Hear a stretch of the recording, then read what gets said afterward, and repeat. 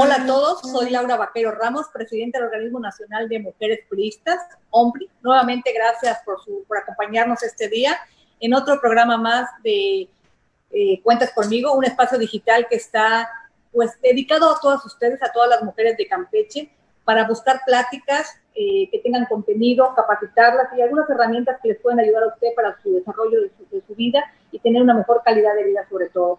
Hoy nos acompaña una persona que sabe totalmente el tema. Me da mucho gusto que nos acompañe hoy la maestra Mayra Bojorquez. Muchas gracias, Mayra, por estar acompañándonos el día de hoy. Se va a llevar a cabo la plática denominada Violencia Política en Razón de Género, un tema pues muy acorde a los tiempos que ya se avecinan ahorita y en el Estado y por supuesto a nivel nacional. Y bueno, quiero presentarles a la conferencista.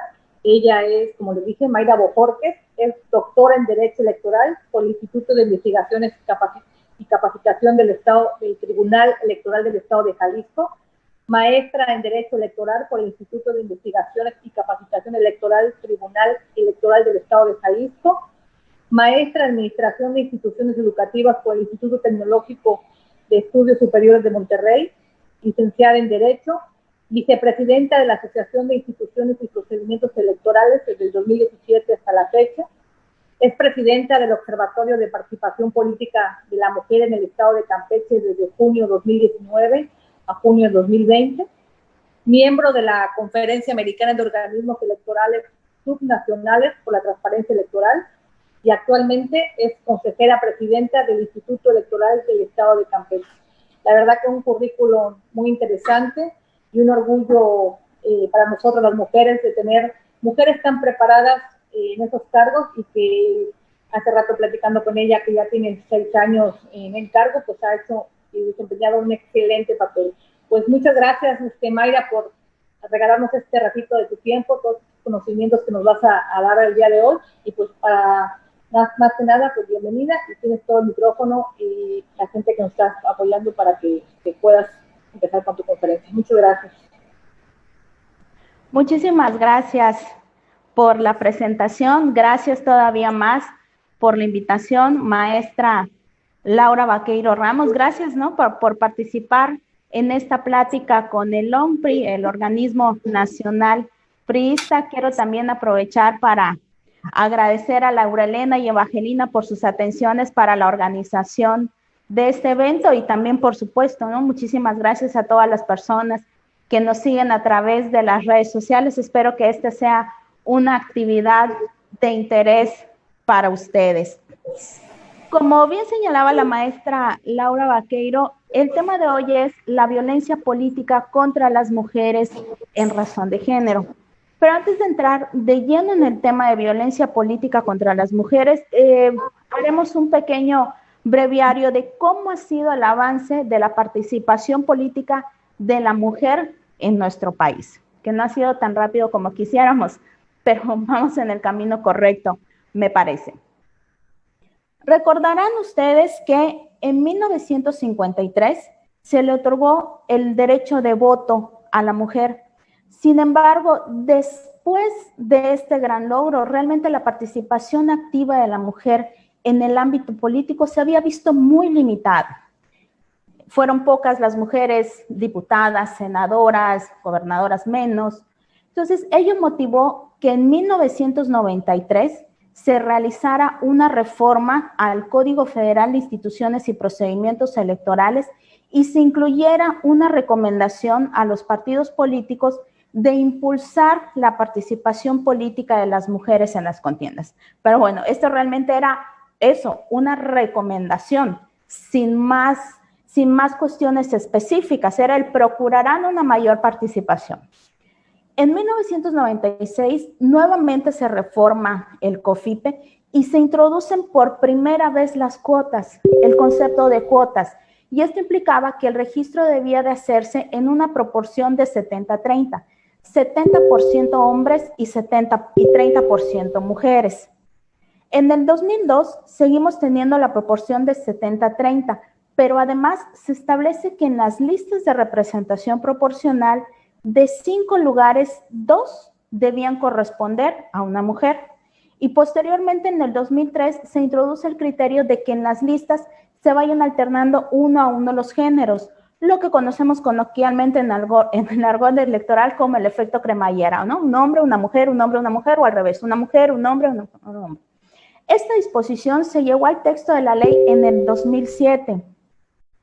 Y en este año también se modificó la proporción en el registro de candidaturas y se pasó de tener un 70-30 a un 60-40, es decir, 60% hombres y 40% mujeres.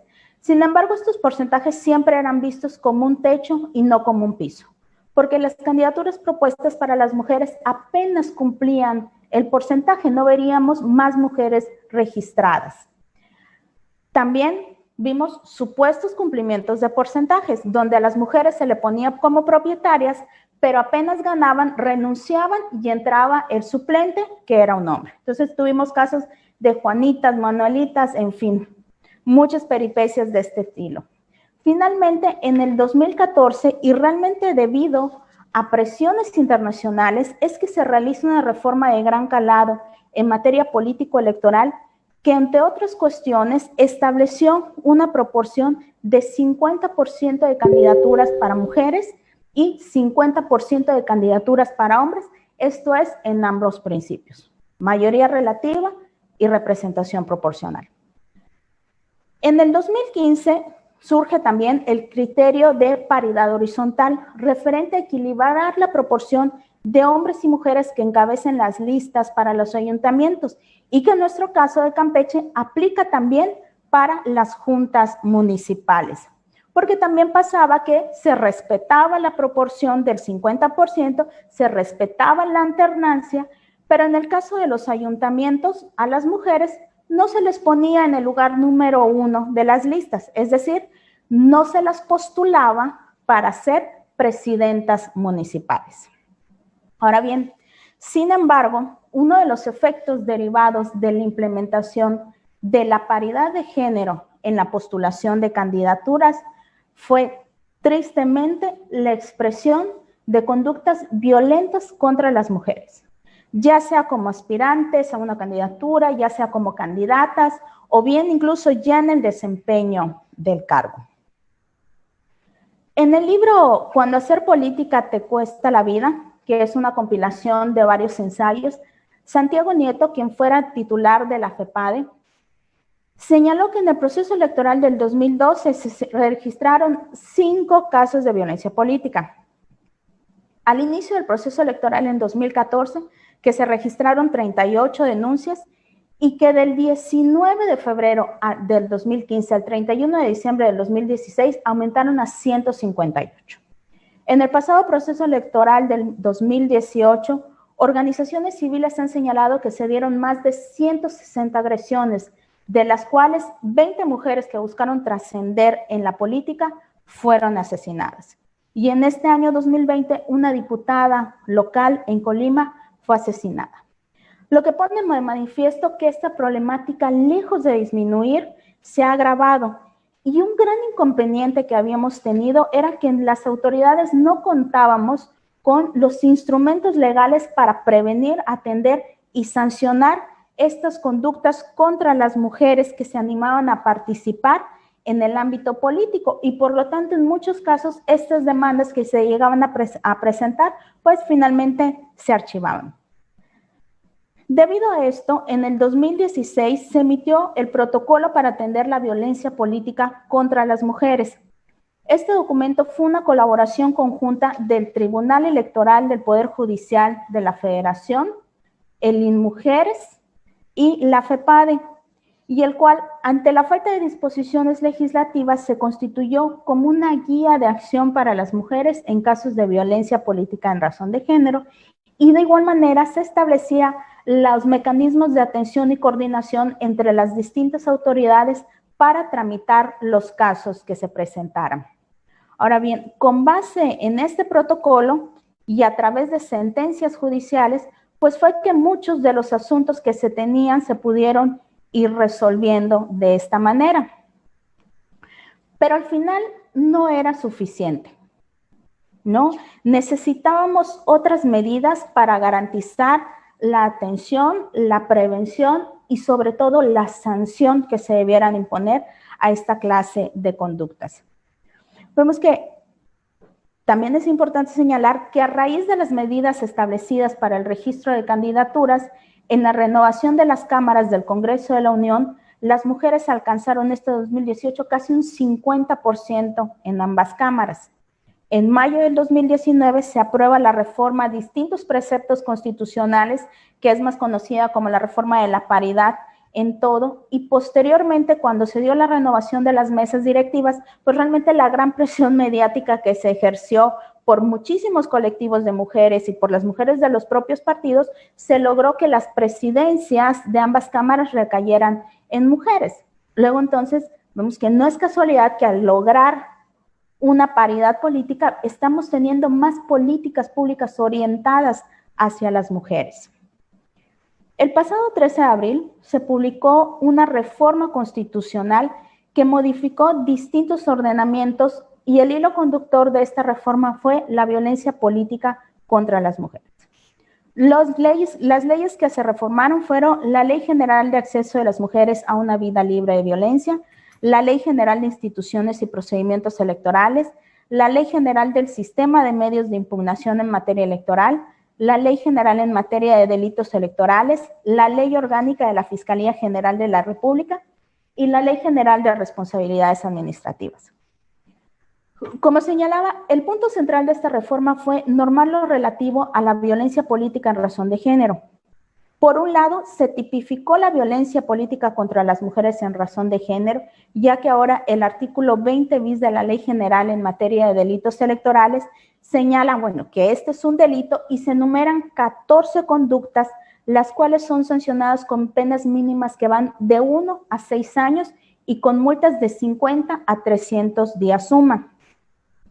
Nos señala esta ley que la pena se incrementará en una mitad cuando estos actos se realicen contra una mujer indígena y se aumentará en un tercio cuando dichas conductas sean realizadas por servidores públicos, funcionarios partidistas o aspirantes. También en esta reforma se le otorga a la Fiscalía General de la República la obligación de realizar una evaluación de riesgos y de protección de las víctimas de forma coordinada con otras instancias, como por ejemplo sería con el Instituto Electoral del Estado de Campeche.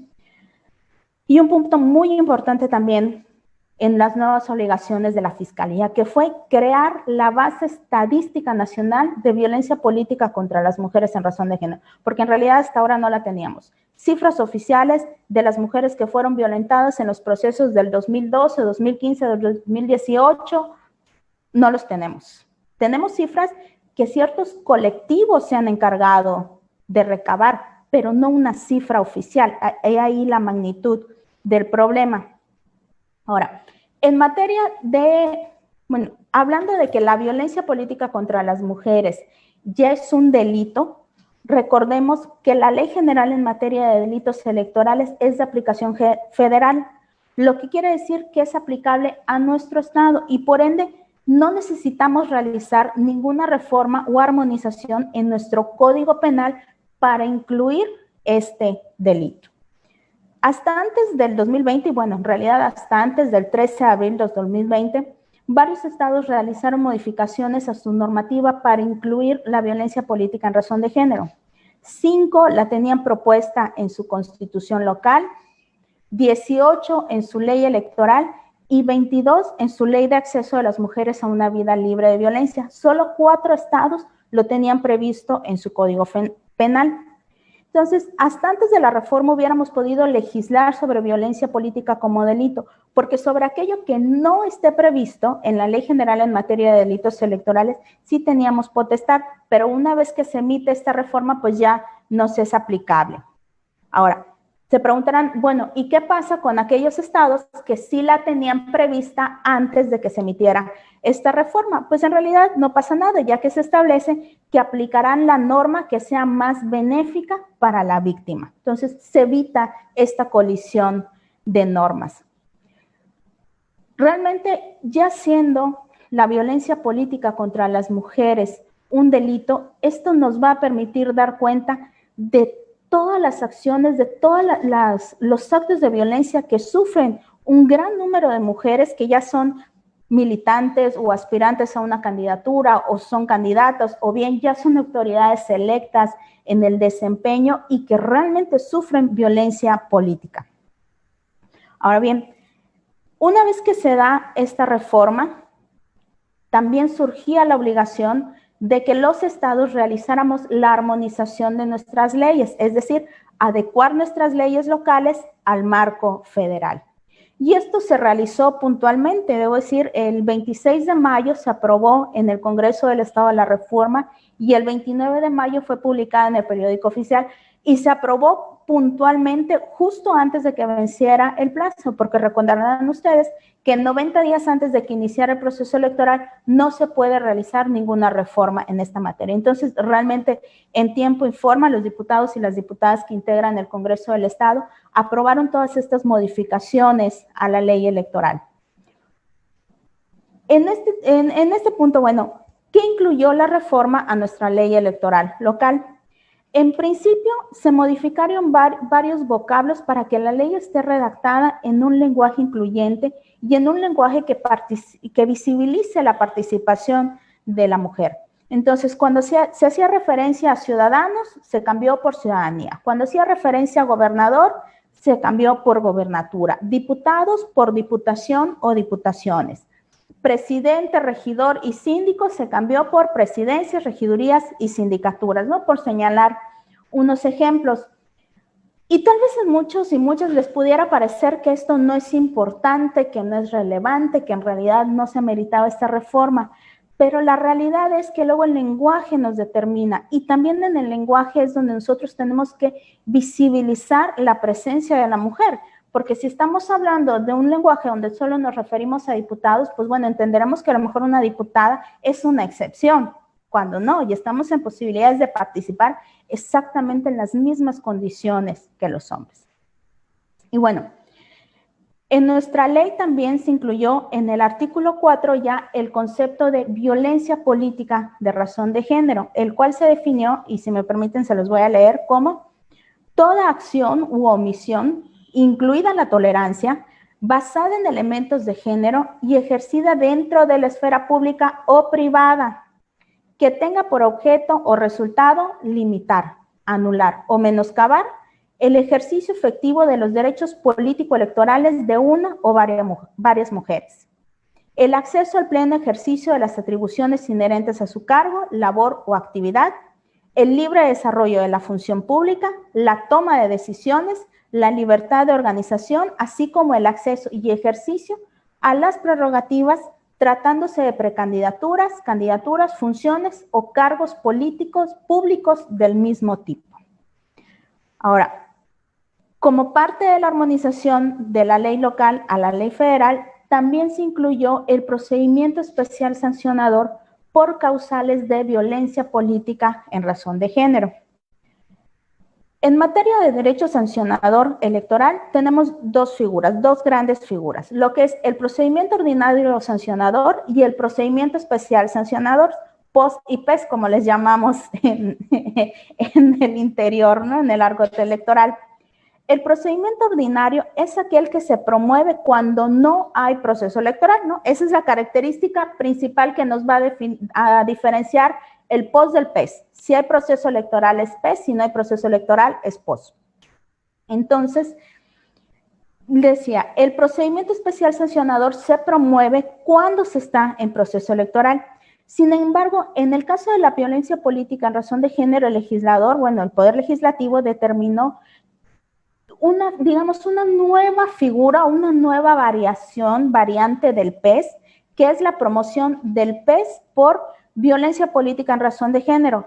Y no importa que estemos o no en proceso electoral, pero esa es la figura que se va a utilizar para promover, ¿no? un procedimiento, una queja, una denuncia por violencia política en razón de género. Entonces, no importa que no estemos en proceso electoral, ese es el procedimiento y es un procedimiento célere, obviamente, para restituir lo más pronto posible a la persona que hubiera violentado sus derechos.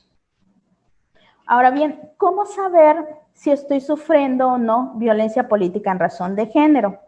podemos acudir al artículo 16 bis de la Ley de Acceso de las Mujeres a una Vida Libre de Violencia del Estado de Campeche, y ahí nos enumera 22 conductas a través de las cuales pudiera expresarse la violencia política en razón de género o BPG en adelante. Pero no son las únicas, ¿no? Al final de cuentas, lo que le pase a las mujeres en este tema sí pudiera verse encuadrado dentro de estas 22 conductas, pero no son las únicas. Aquí el tema que nosotros necesitamos atender para detectar si estamos sufriendo o no violencia política en razón de género es que esto nos cause una lesión o que esto nos limite o nos impida ejercer a plenitud nuestros derechos políticos electorales. Y déjenme decirles que en el Instituto Electoral del Estado de Campeche, a inicios de este año, creamos la unidad de género. Misma unidad que ya en la reforma de mayo, de este mayo del 2021, la reforma local, recogió como un órgano técnico del instituto, la cual tiene entre sus funciones la de orientación ciudadana en este tema. Entonces, las personas pudieran acudir a la unidad de género del Instituto Electoral y ahí se les podrá orientar respecto de qué acciones pueden tomar para, ¿no?, en caso de que estén siendo violentadas o que vean que sus derechos político-electorales no son respetados de alguna manera. De igual forma, en nuestra página www.iec.org.mx podrán consultar un protocolo de atención que se emitió, más bien el Observatorio de Participación Política de las Mujeres en el Estado de Campeche. Durante mi gestión como presidente del mismo, en mayo pasado emitimos este protocolo y actualmente también nos encontramos diseñando un nuevo sitio en el cual vamos a presentar la información más relevante en esta materia, pero además guías prácticas en donde incluso vamos a incluir formatos para que las personas puedan descargar y ya de una manera más rápida rellenar en caso de que requieran presentar una queja o denuncia. Estas quejas se presentan ante el Instituto Electoral del Estado de Campeche. Nosotros por ley tenemos encomendada lo que es la sustanciación de estos asuntos. Es decir, nosotros recibimos la queja, la admitimos y realizamos todas las diligencias necesarias para llegarnos de la información suficiente para resolver el asunto. Una vez que ya tenemos debidamente integrado, el expediente se turna al Tribunal Electoral, que finalmente es quien tiene la potestad de emitir la sentencia en este asunto. Otro punto bueno de la reforma es que, si observamos en el artículo 32 de la Ley de Acceso de las Mujeres a una Vida Libre de Violencia del Estado de Campeche, también se le dotó al Instituto Electoral de la facultad de emitir medidas precautorias, es decir, todas aquellas medidas que sean necesarias, sobre todo para garantizar la seguridad de la persona o de las personas que fueran afectadas, ¿no? En principio, de acuerdo a la naturaleza, se elaborará un plan de seguridad para la víctima en caso de que lo requiera. Se tendrán que ponderar los riesgos que pudieran sufrir y entonces los planes a ejecutar que pudieran incluir también la asesoría psicológica y la atención primaria, así como obviamente las tareas de custodia y protección. Y bueno, para esto celebraremos los convenios de coordinación pertinentes con las autoridades involucradas en la provisión de estas medidas.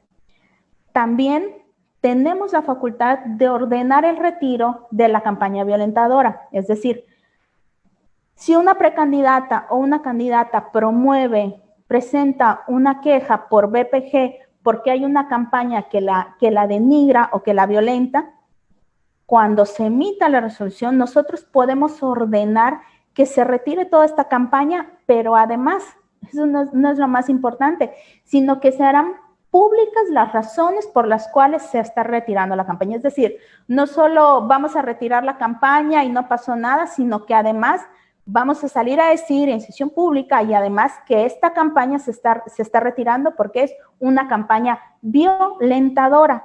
E incluso pudiéramos ver sanciones de acuerdo a la naturaleza del caso concreto, donde pudieran suspenderse las prerrogativas para el perpetrador o incluso la suspensión en el cargo partidista, ¿no?, de acuerdo a la naturaleza de estas conductas violentas.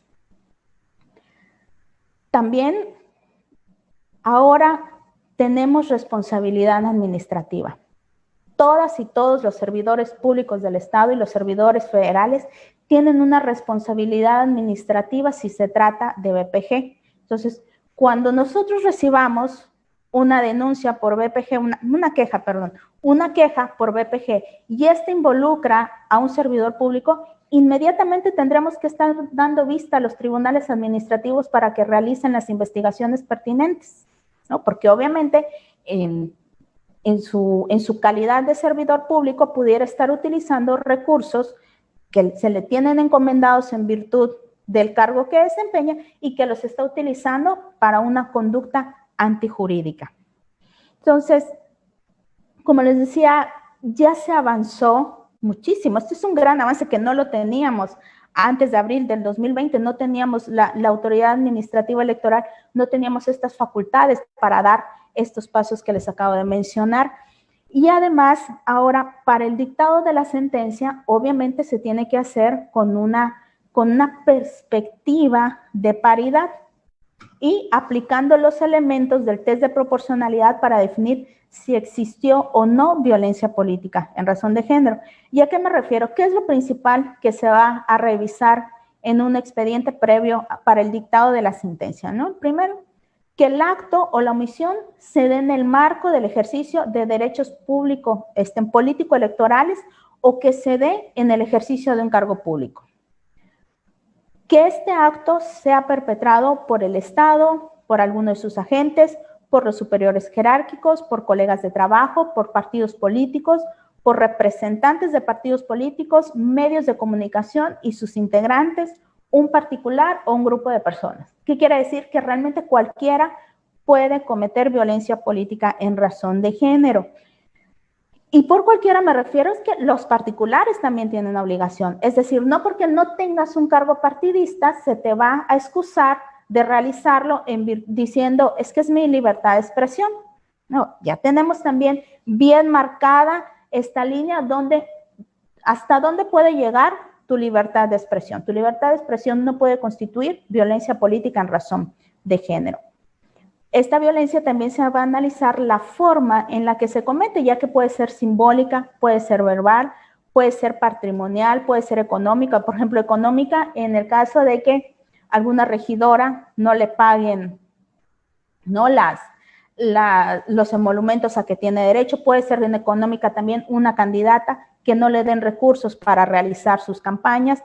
Puede ser físico y también puede ser sexual, porque también existe esta clase de presiones en contra de las mujeres para que accedan, ¿no?, a ciertas situaciones con tal de lograr una candidatura. Entonces, estas son algunas de las maneras, de las formas en las que se puede presentar la violencia política en razón de género.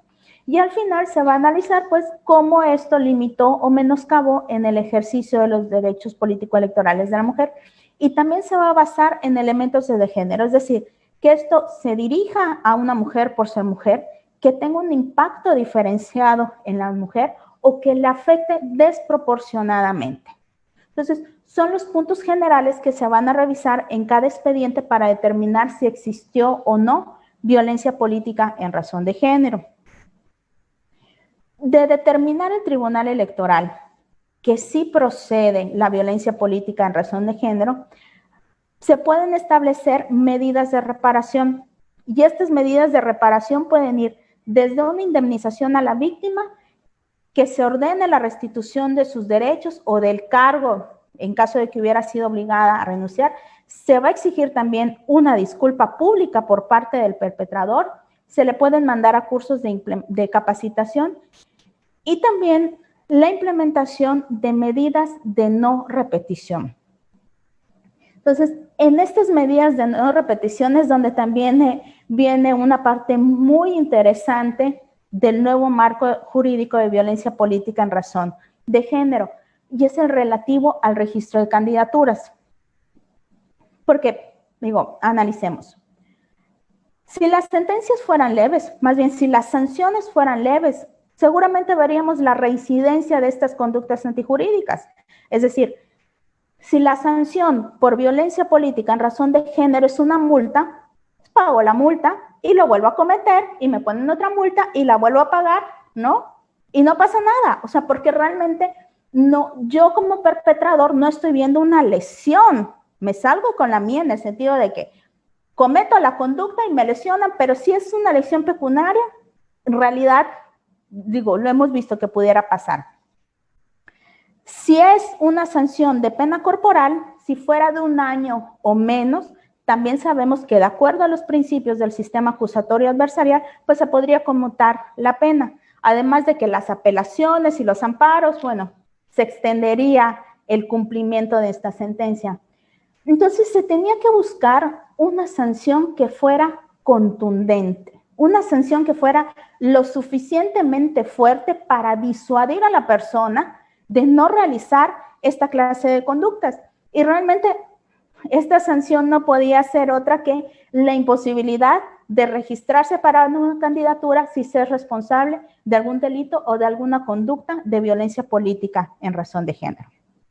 Entonces, si ustedes revisan ahora el nuevo texto del artículo 11 de nuestra ley electoral local, verán que ahí señala los requisitos para registrarse a una candidatura y entre esos requisitos señala el no estar condenado o condenada, porque la violencia política también la pueden cometer las mujeres, violencia política contra las mujeres, digo, también otras mujeres la cometen, por el delito de violencia política. Y esto aplica a toda candidatura. Entonces, quien resulte culpable de un delito de violencia política en razón de género o de un procedimiento en violencia política en razón de género, no se va a poder registrar a una candidatura ni de mayoría relativa, ni de representación proporcional, ni como propietario, ni como suplente, ni a nivel local, ni a nivel federal. Entonces, sí, esto resulta en una medida, en una sanción, más bien una consecuencia, lo suficientemente contundente para que empecemos a disuadir y a implementar políticas que vayan disminuyendo la comisión de esta conducta antijurídica. Y ahora, justamente esta semana, tenemos un antecedente muy importante. La Sala Superior, me parece que hace 2 días, dictó una sentencia dentro del expediente Subreg 91, diagonal 2020 y acumulados. Y la historia es que una regidora promueve violencia política en razón de género en contra del presidente municipal. El Tribunal Electoral local dio por acreditadas la existencia de algunas acciones, pero no dio por acreditada la violencia política en razón de género, ¿no? La afectada impugna, se va el expediente a la Sala Jalapa y la Sala Jalapa determina que sí se tiene por acreditada la violencia política en razón de género y además de la restitución, ordena al instituto local llevar un registro de personas que tengan en su contra sentencias que califiquen la existencia de violencia política en razón de género, que se inscriba en esta lista al infractor y que esta lista sea tomada en consideración en el próximo proceso electoral 2020-2021. Es decir, este presidente municipal no va a poder participar a ningún cargo de elección popular en este próximo proceso electoral.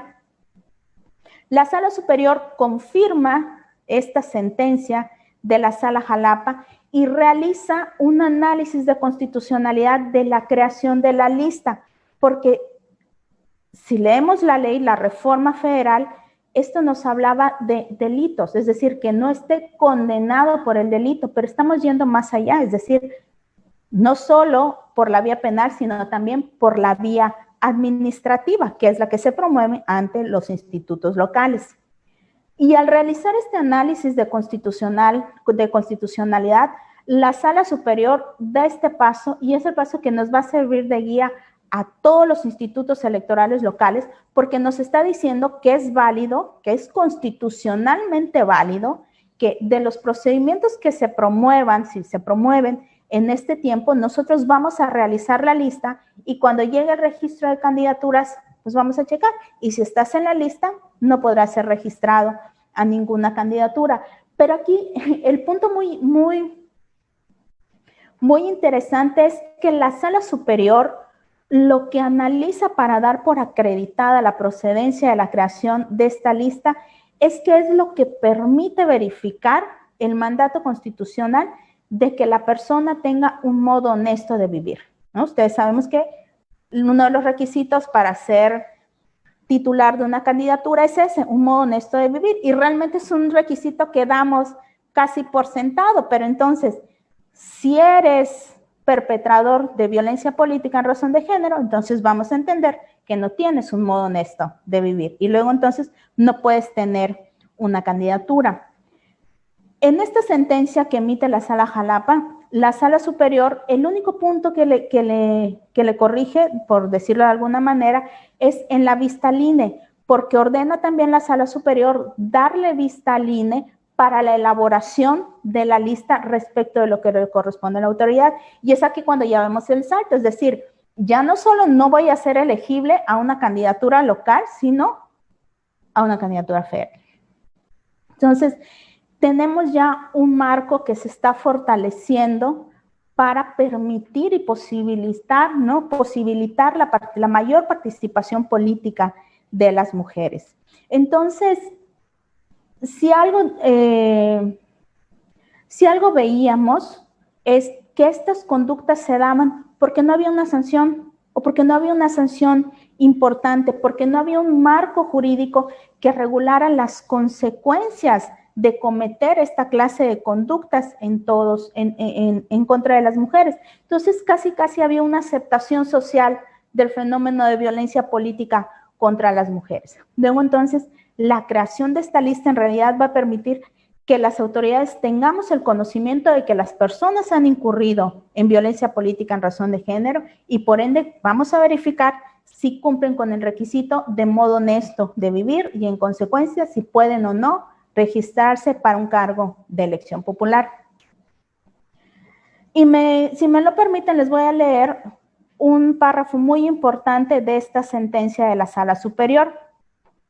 Y dice: esas medidas se encuentran justificadas constitucional y convencionalmente en el deber de cumplir, en materia de derechos humanos, de todas las autoridades del país, de erradicar las normas sociales y culturales que enmarcan un sistema de subordinación y discriminación de las relaciones de poder entre los hombres y las mujeres, por lo que se trata de un mecanismo eficaz para evitar la reiteración de conductas violatorias de los derechos políticos de las mujeres.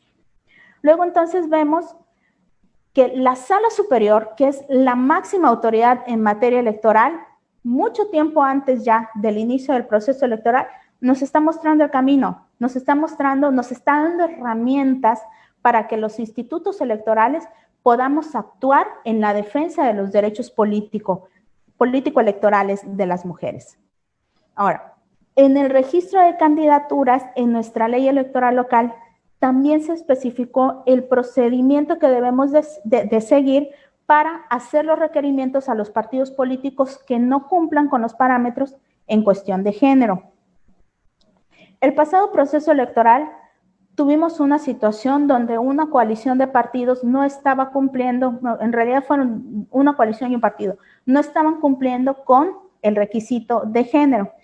Entonces, sí fue un tanto complicado este tramo porque la ley no nos dice exactamente qué hacer, es decir, hacemos un requerimiento, pero ¿cuánto tiempo le damos para que cumpla el requerimiento? ¿Y qué pasa si no cumple el requerimiento? Entonces, en el pasado proceso electoral, en realidad nos llevamos una serie de requerimientos sobre el mismo tema, ¿no? Dando cada vez menos tiempo para el cumplimiento, lo que inevitablemente nos llevó también a una serie de complicaciones técnicas, digamos, al interior del Instituto Electoral y en específico en cuanto a la impresión de las boletas. O sea, en la medida en que nosotros tengamos esta clase de impugnaciones, en que no tengamos completo un registro de candidaturas, nos imposibilita de imprimir las boletas.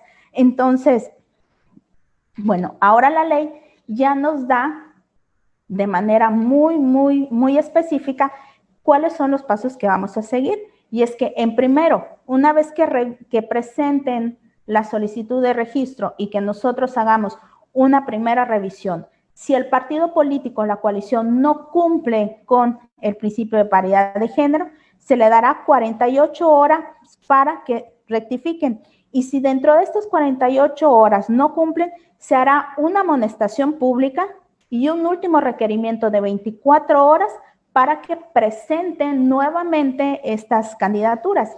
y en caso de no hacerlo, se les negará el registro de las candidaturas correspondientes.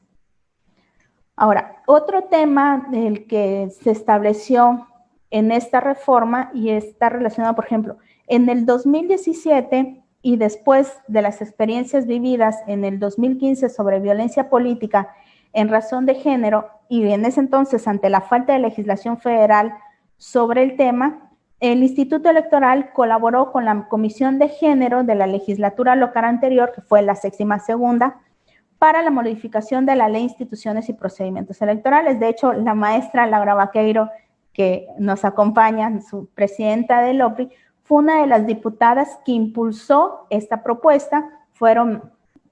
Se dio una sinergia muy importante porque diputadas de distintos partidos políticos, del PRI, del PAN, del PRD, se unieron para sacar esta propuesta, donde finalmente se aprobó el 6 de junio del 2017 la posibilidad de que se pueda promover un juicio para la protección de los derechos político-electorales de la ciudadanía por cuestiones de violencia política contra las mujeres en razón de género. Dicho medio de impugnación sigue vigente en nuestra ley electoral. Entonces vemos que ahora tenemos dos posibilidades. Tenemos tanto el procedimiento especial sancionador como el juicio para la protección de los derechos político-electorales de la ciudadanía para defender los derechos político-electorales de las mujeres. Y bueno, algunas otras reformas que destacan de la ley electoral son que se agrega la paridad como el séptimo de los principios rectores de la actividad electoral, que se ordena a todos las y los aspirantes o a quienes tengan una precandidatura o candidatura de abstenerse de ejercer actos que pudieran constituir violencia política en razón de género. Y en el caso de los partidos locales, que actualmente no tenemos ningún partido local, pero se tiene que poner la previsión en la ley, en caso de que estos realicen acciones que constituyan violencia política en razón de género, ellos pudieran recibir sanciones que van desde la reducción del 50% de sus administraciones del financiamiento público hasta la cancelación de su registro como partido o agrupación política. De igual manera, en la ley tenemos la disposición general de que los derechos político-electorales se van a ejercer sin discriminación por origen étnico, nacional, género, edad, discapacidad, condición social, condiciones de salud, religión, opiniones, preferencias sexuales, estado civil o cualquier otra que atente contra la dignidad humana o tenga por objeto anular o menoscabar los derechos y libertades de las personas. De igual manera, se estableció como obligaciones de los partidos políticos con registro ante el instituto el garantizar el principio de paridad de género en el ejercicio de los derechos político-electorales de su militancia, así como establecer al interior los mecanismos para la prevención y, en su caso, también la sanción de la violencia política en razón de género que se den en su interior. Y además también tienen la obligación de la integración de liderazgos políticos de las mujeres en su interior y sigue la obligación de la capacitación de la materia. Entonces, creo que ha sido una reforma muy amplia, muy necesaria, muy esperada, pero sin embargo, todavía nos hace falta un buen trecho por avanzar, ¿no? Entonces, ¿qué retos o problemas podemos esperar? Y yo creo que un gran problema es la existencia de un registro importante de la violencia que viven las mujeres, es decir, que no presenten las quejas o denuncias correspondientes. En el pasado proceso electoral, en un par de ocasiones, el Instituto Nacional nos preguntaba si habíamos tenido casos de violencia política en razón de género y nosotros obviamente contestábamos que no, pero es que no porque no hubieran, sino porque no se presentaron las denuncias correspondientes. De que hubieron, seguramente hubieron, pero todavía existe en nosotras la resistencia de atrevernos a realizar esta queja, de atrevernos a realizar la denuncia, porque pensamos es que, ¿qué va a pasar, no? Y si es algo que me está pasando dentro del mismo partido, ¿qué consecuencias voy a tener? Entonces, esta es una situación que todavía tenemos que seguir atendiendo, tenemos que seguir solucionando y que una de las, pues ahora sí que de las consecuencias que estableció la misma ley y precisamente por esas situaciones es eso, la imposibilidad de que alguien que haya sido encontrado culpable de violencia política en razón de género no se pueda registrar para una candidatura. Otro problema que podemos esperar es que ciertas expresiones de violencia política contra las mujeres no tengamos la manera de acreditarlo. Pero en este punto debe permear el compromiso de todas las autoridades de juzgar con perspectiva de género. Entonces, de entender que precisamente esta clase de conductas muchas veces se ocurren en la esfera privada, no se hacen públicas. Entonces, darle preponderancia al dicho de la víctima, a todas las pruebas que nos pudiéramos allegar, para que concatenando cada uno de estos indicios podamos llegar a una verdad legal. Entonces, aquí el punto y el compromiso es de las autoridades de juzgar con perspectiva de género. Y también todavía nos hará falta avanzar en los protocolos que se tengan que seguir para después del dictado de una sentencia, es decir, cómo podemos ir disminuyendo las afectaciones que sufren las mujeres que son víctimas de violencia política en razón de género, porque muchas veces estas afectaciones pudieran ser físicas, pudiera ser una enfermedad generada por el estrés. Entonces, necesitamos todavía avanzar esa parte de cómo diseñar un sistema que pueda brindar atención médica o atención psicológica a quienes resulten víctimas de la comisión de esta conducta antijurídica. Entonces, a grandes rasgos, yo creo que esto es lo más importante, lo más reciente en materia de violencia política en razón de género, que afortunadamente se dieron estas reformas antes del inicio del proceso electoral, que tenemos una sentencia que nos está dando esta posibilidad, esta facultad a los organismos públicos locales de la integración de las listas, y que esperemos también que quienes sean víctimas de un delito o de una comisión de conductas por violencia política en razón de género, tengan la confianza de acercarse con el instituto, que les vamos a brindar la orientación necesaria, porque finalmente esta es una conducta que lesiona, y lesiona no solo a la persona que es víctima, lesiona a toda la sociedad, porque la sociedad no vamos a lograr una democracia plena, una democracia justa, si no es con la participación de todos los hombres y de todas las mujeres que constituimos nuestro Estado. Entonces, es todo por mi parte. Muchísimas gracias, y pues quedo de ustedes por si hay alguna pregunta o comentario.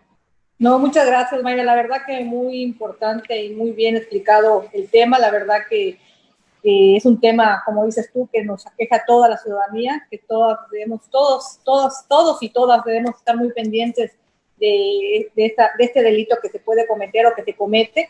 Y bueno, aquí tenemos varias preguntas que quisiera hacerte, que me mandaron, han estado mandando por medio del Face, para que nos puedas contestar. Una de ellas es, ¿qué pasa cuando te dan los distritos o los municipios que suelen ser perdedores? Porque dicen que el 50% de hombres y de mujeres, pero normalmente, ¿qué sucede cuando te dan los distritos o que ese partido no ha ganado por décadas, ¿no? Entonces, ¿qué sucede en ese aspecto? Porque las mujeres se los dan.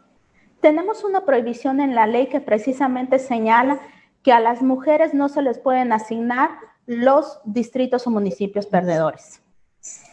Okay. Entonces, por ley ya está establecido, e incluso cuando nosotros emitimos los lineamientos para el registro de las candidaturas, ahí ponemos unas tablas por partido político donde se señala, digamos, el distrito o el municipio, el porcentaje de votación que recibieron en esa demarcación y el género. Entonces, eso nos va indicando que en los distritos perdedores no deben no se deben registrar mujeres. Sí, es una disposición que ya se encuentra presente en nuestra ley. Aunque haya perdido un hombre, ¿no pueden poner a la siguiente una mujer? No. Sí. O sea, sí, no deben poner, esa es la previsión. O sea, si es perdedor el distrito o el municipio, no pueden poner una mujer. No deben de poner una mujer. Así es, es en donde hayan obtenido la votación más baja. Ok. Otra pregunta. Nos has estado explicando que todas las reformas que han habido, tanto federales como estatales, ¿en Campeche hace falta alguna reforma o ya estamos armonizados a la federación? ¿Cómo lo consideras tú que ya estamos? Mira, yo veo esta reforma y quiero verla como la primera de muchas. Esta reforma por sí sola no va a resolver el problema. Es decir, no con esta reforma ya vamos a desaparecer todos los casos de violencia política. Creo que nos hará falta en el futuro otras reformas, porque al final la experiencia siempre nos muestra nuevas situaciones. Cada proceso electoral aprendemos nuevas cosas que lo ideal es ir llevando a la ley. Considero que en el futuro veremos y será deseable que veamos más reformas. Yo creo que algo que todavía lo que nos hace falta avanzar es en el registro alternado de las candidaturas. Cuando estamos hablando, por ejemplo, de las listas de RP, que se vayan alternando con qué género inicia las listas. En el caso de las candidaturas únicas, como por ejemplo la gubernatura, también tendríamos que ir evolucionando ahí, estableciendo, bueno, si en este proceso registraste hombre, en este debes registrar mujer, en este hombre, de manera alternada. Creo que esa pudiera ser una buena vía, una segunda tanda de reformas electorales. Excelente. Otra pregunta. Actualmente, bueno, en la elección pasada actualmente hay quejas en Campeche de violencia política a razón de género. No. ¿Tienes alguna? ¿No? Eso es lo que comentamos. Bueno, presentadas ante el instituto, no hemos tenido una queja que se haya presentado y es lo que te comentaba, pero no es que no se haya dado, es que no han llegado a presentar la queja, ¿no? Por eso también hace falta la difusión, que hablemos sobre este tema y que las mujeres sepan que tienen medios legales a su alcance para interponer esta clase de quejas ante el Instituto Electoral. Y lo que pasa es que muchas veces las violencias de género son realmente ejercidas por tu mismo partido, tus mismos compañeros, ¿no? Entonces, por eso yo creo que muchas mujeres piensan en no poner la acusación por lo mismo, ¿no? Por las represalias o lo que vaya a vivir posterior a la queja que vayan a dar. Yo creo que es lo que yo pensaría. Dicen que ya está el 50% de las candidaturas de hombres y mujeres, pero actualmente en el municipio que tenemos 11, bueno, ya son 13, pero acá dice 11, nada más hay 3 mujeres. ¿Por qué crees que sea esa situación de que nada más 3 mujeres estén gobernando de 11 municipios? Bueno, eso ya también depende de la ciudadanía. Al final la ciudadanía es la que vota y la ciudadanía es la que elige. Nuestra obligación es procurar, vigilar que el registro de las candidaturas se haga una proporción del 50%, es decir, para que tanto hombres como mujeres tengan exactamente las mismas oportunidades. Yo creo que con el tiempo vamos a ir viendo el aumento. Actualmente me parece que tenemos muy buenos resultados. En el Congreso del Estado tenemos un 51% de mujeres. En el caso de ayuntamientos tenemos 3 presidentas municipales, pero en el proceso anterior no tuvimos ninguna. Entonces ya estamos viendo un avance. Y en el caso de las juntas municipales, que actualmente tenemos 24 juntas municipales, se eligieron en el 2018, de 24 juntas tenemos 11 presidentas de juntas municipales mujeres. Entonces, sí hemos tenido avances y el caso de las juntas municipales nos demuestra que también se vota por las mujeres y que eso es algo de lo que también debemos hablar, porque muchas veces la violencia política en razón de género se quiere ir enfocando en ese punto, en hacer sentir a los demás que la mujer no tiene la capacidad para desempeñar tal o cual cargo. Entonces, eso es parte de la inercia cultural que nosotros tenemos que ir combatiendo, el hecho de decir que las mujeres, por supuesto que son capaces de desempeñar cualquier cargo público. Claro, y también la violencia, hay que recalcar bien que la violencia política no nada más es en las candidaturas, sino ya ejerciendo también el cargo. Presidentas municipales o presidentas de junta también sufren violencia política en razón de género, ¿no? A ver, tengo otras. ¿Existe algún catálogo de actos de violencia política en razón de género en Campeche? Yo no creo que lo mencionaste, que en la ley. ¿No? Sí, pueden consultar el artículo 16 bis de la Ley General, de la Ley de Acceso de las Mujeres a una vida libre de violencia y el artículo 20 bis de la Ley General en materia de delitos. Ahí podemos ver un catálogo, pero volvemos al punto, es un catálogo, son conductas enunciativas más no limitativas. Esto quiere decir que si lo que les está pasando no encuadra exactamente en eso, ¿no? Que pienses, ya no lo puedo promover porque no encuadra. No, son conductas enunciativas. Ah, perfecto. ¿Cómo puedo identificar que realmente estoy sufriendo violencia política por razón de género?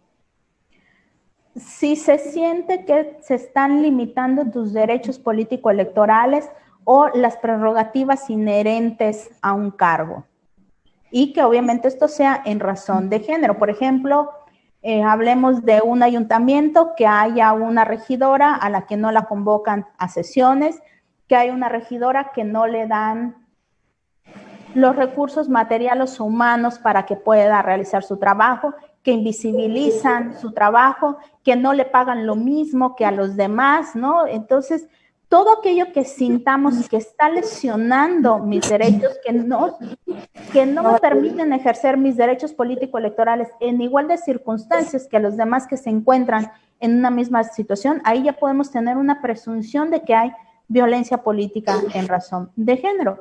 Y como te repito, también los invito a que consulten el material que tenemos en el sitio del instituto sobre violencia política en razón de género. Muy bien, Mayra. A ver, otra pregunta. ¿Cuáles son las conductas que transgreden o menoscaban las garantías y derechos políticos de las mujeres, hablando en el caso de las redes sociales y en los medios masivos de comunicación? Fíjate que este también es un gran reto, ¿no? Porque muchas veces la violencia política en razón de género se da a través de las redes sociales. Y muchas de estas veces también pues se realiza a través de bots o a través de páginas que no se puede ubicar claramente quién es digamos, el creador de estas cuentas. Pero sí lo importante es que acudan, que presenten su queja, que presenten su denuncia para que se puedan realizar las acciones pertinentes con digamos, los administradores o, por ejemplo, Facebook o Twitter, para lograr que se bajen todas estas publicaciones que lesionan o que denigren o humillen a una persona en estos. Es lo que se le llama como propaganda calumnia. Ah, ok. A ver, acá hay otra pregunta que ya lo explicaste en tu tema, pero bueno, lo vuelven a preguntar. ¿Están legalmente tipificados los delitos de violencia política en cuestión de género en el Estado y en dónde? ¿En qué leyes? Sí. Me imagino que van a decir. Sí, a partir del 13 de abril que se publica la reforma a nivel federal, la violencia política en razón de género ya es un delito, ¿ok? Y esta ley general en materia de delitos electorales es una ley de aplicación federal, nos aplica a todos los estados. Luego, entonces, no hicimos la modificación en nuestro Código Penal porque ya nos aplica esta ley. Entonces, ustedes pueden checar en el artículo 20 bis de la Ley General en materia de delitos electorales y ahí van a ver el listado de conductas que pueden constituir violencia política en razón de género y las sanciones que pueden recibir estas conductas. A ver, sí. ¿Existe algún protocolo estipulado en el Estado a seguir? ¿Y dónde podemos encontrarlo? Sí, mira, tenemos un protocolo que aprobó el Observatorio de Participación Política de la Mujer justo en este mes de mayo y lo pueden encontrar en la página del Instituto Electoral www.ic.org.mx o también en la página del Observatorio de Participación Política de la Mujer. Es un protocolo en donde se procuró condensar toda la información relativa, tanto lo que dicen nuestras leyes federales, lo que dicen nuestras leyes locales y las vías de acción, que puede ser por la vía penal, por la vía administrativa, que es ante el Instituto Electoral, o por la vía de responsabilidad administrativa, tratándose de un servidor o de una servidora pública. Dice, no creo que, te leo una que hicieron, Gilberto Rocha. ¿Quién sanciona a un presidente cuando ejerce violencia de género o discriminación por diferencia de ideologías? Pues mira, aquí vemos que es un caso muy específico. Tendríamos que ver si realmente hay elementos de género presentes en esta clase de situaciones, porque, digo, también es otra cuestión que eventualmente tenemos que ir analizando. Finalmente, la violencia política no solo lo sufren las mujeres, lo sufren en más proporción las mujeres, sí, pero eventualmente tendríamos que ir hablando de violencia política en general, porque también una mujer puede sufrir violencia política, pero no es en razón de género. Entonces, es un caso muy específico y que, bueno, tendría que analizarse las particularidades, pero en términos generales, recordemos que el Instituto Electoral es el que recibe la queja. Nosotros sustanciamos, es decir, nosotros integramos todo el expediente, realizamos las diligencias necesarias y después lo turnamos al Tribunal Electoral, y es el Tribunal Electoral el que emite la sentencia, y es el Tribunal Electoral el que señalaría cuáles son las sanciones que estaría recibiendo la persona perpetradora. Y en tu calidad de presidente, consejera presidenta, ¿tú crees que estamos ya cerca de tener una igualdad sustantiva? Yo creo que todavía nos hace falta, ¿no? Todavía nos hace falta y mucho. Si leemos algunas publicaciones, por ejemplo, lo que ha señalado la OCDE, que ellos estiman que hasta el año 2100 estaríamos alcanzando la igualdad de género. Si vemos que el número de mujeres líderes en América Latina ha bajado notoriamente del 2012 a la fecha, antes teníamos, me parece, 6 presidentas, ¿no? Sí vemos como que una fluctuación. Yo creo que aquí lo que importa es que sigamos trabajando, que las autoridades sigamos con este compromiso de proteger la participación política de las mujeres. Y también creo que es muy importante que las mujeres nos creamos esto de la sororidad. La sororidad es sumamente importante para que las mujeres logremos avanzar, no solo en el ámbito político, también en el ámbito económico, donde también vemos que en ciertos niveles hombres y mujeres están a la par, pero en cuanto vamos subiendo, digamos, en la jerarquía, son menos las mujeres que son directoras, ¿no? O presidentas o CEO de compañías. Entonces, todavía nos falta. ¿Que vamos en el camino correcto? Sí, creo que vamos en el camino correcto, pero aún tenemos que seguir trabajando. No podemos cometer el error de pensar, bueno, ya se logró esta reforma, ¿no? Ya la hicimos. No. O sea, esta reforma era algo que anhelábamos, era algo que necesitábamos. Ya lo logramos, o sea, era a donde queríamos llegar. Ya lo logramos, entonces se convierte en nuestro nuevo punto de partida para lo siguiente.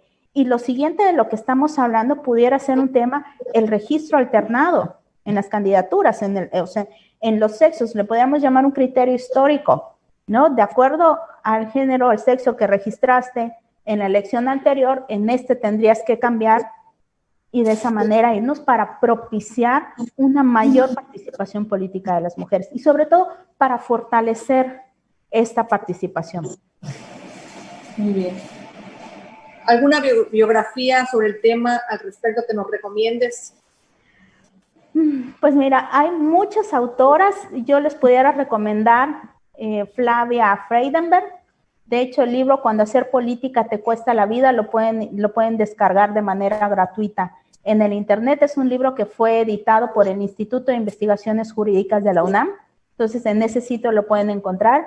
También tenemos un libro genial que es de Virginia García Bodó y se llama Bailar hacia atrás con tacones altos, porque en este libro, de hecho es un libro también gratuito que lo pueden encontrar en internet, es un libro donde también habla de los retos a los que se enfrentan las mujeres en el ejercicio público, y el título es muy chistoso porque decía ella que todo mundo alaba a Fred Astaire, ¿no? Que era genial bailando y un excelente bailarín, y decía, pero no volteamos a ver a su pareja, que ella también baila, y ella baila con tacones y hacia atrás. Y a quien alabamos es a él, ¿no? A Fred Astaire. Entonces, el libro se llama Bailar hacia atrás con tacones altos, y precisamente ejemplifica esto, que las mujeres no tenemos el mismo camino en la política como lo tienen los hombres. Los hombres definitivamente tienen un camino más llano, tienen un camino más fácil. El camino de nosotras es más difícil porque entre que barajeas también las responsabilidades domésticas, que ese es otro tema y nos da para otra plática, que también ya tenemos que hablar de corresponsabilidad en los hogares, pero encima que balanceas esto también muchos prejuicios que se dan en cuanto al liderazgo de la mujer, en cuanto al liderazgo femenino, que se cree que una mujer no puede mandar. ¿no? Que una mujer no lo va a hacer igual de bien que los hombres. O, por ejemplo, ¿no? Que vayas a una entrevista, una candidata y que te pregunten, oye, ¿y tu marido está de acuerdo? ¿Y quién te va a cuidar a los niños mientras tú estés trabajando? Esas preguntas no se las hacen a un hombre. Entonces, son ejemplos que nos muestran que no tenemos el mismo camino llano que tienen los hombres para participar. Sí, así es. Nos cuesta un poco más de trabajo el poder ascender y poder llegar, porque nos ponen muchas trabas todavía tenemos en el camino. Así es, y sin embargo lo hacemos. No, y tu caso, yo te felicito, de verdad, Mayra, no sé si no te gusta que te lo nombre, pero bueno, es público tu caso de que tú sufriste violencia de género cuando ibas a ocupar ese cargo. Estabas embarazada y era uno de los puntos que peleaban porque se te iba a dar la oportunidad y tú habías concursado y habías ganado, no te lo estaban regalando, tú habías tenido ese concurso y habías sacado con la excelente calificación y eres la más alta y creo que era la que merecía tener el cargo y muchos oponían por la situación de embarazo que tenías. Y tú le demostraste que podías con el embarazo, pudiste con la maternidad y pudiste sacar perfectamente este cargo que ya llevas 6 años ejerciéndolo y lo has hecho de una manera muy eficiente y sobre todo poniendo en alto el nombre de las mujeres. Así que yo te quiero felicitar porque la verdad se debe también de aplaudir porque sabemos como yo como mujer, como mamá, sé lo difícil que es tener a tu bebé y también estar en el cargo con una responsabilidad tan grande como era la tuya, porque estabas en pleno proceso electoral también.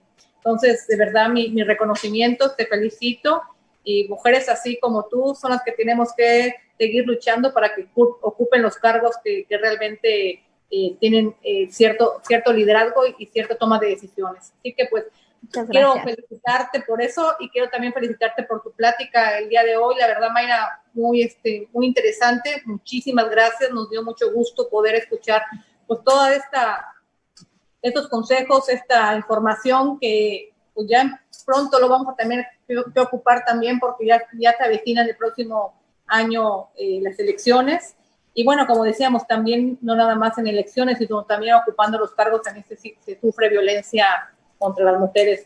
Así que pues te agradezco muchísimo nuevamente y bueno, estamos aquí en el programa Cuentas Conmigo, es un programa digital que lo realizamos todos los martes y todos los jueves para darle información a las mujeres y que tengan las herramientas necesarias para poder defenderse y tener una mejor calidad de vida. Así que pues nuevamente muchísimas gracias y muy buenas noches. ¿Y quieres comentar algo? Pues muchísimas gracias por la invitación y los invito a que revisen la página del Instituto Electoral, la página del Observatorio de Participación Política. Ahí podrán encontrar información muy valiosa acerca del tema de violencia política en razón de género. Y pues recuerden que las puertas del instituto están abiertas para todos y para todas y que siempre será un gusto poder atenderles, pero además reiterarles el compromiso del Instituto Electoral de proteger y velar porque todas las mujeres en el estado de Campeche puedan participar plenamente en la política. Ese es nuestro compromiso, en eso está empeñado nuestro trabajo y en eso es en lo que vamos a trabajar en este proceso electoral del 2021. Muchísimas gracias. No, al contrario, muchísimas gracias, Mayra, y muy buenas noches. Gracias a todos por estar aquí escuchándonos.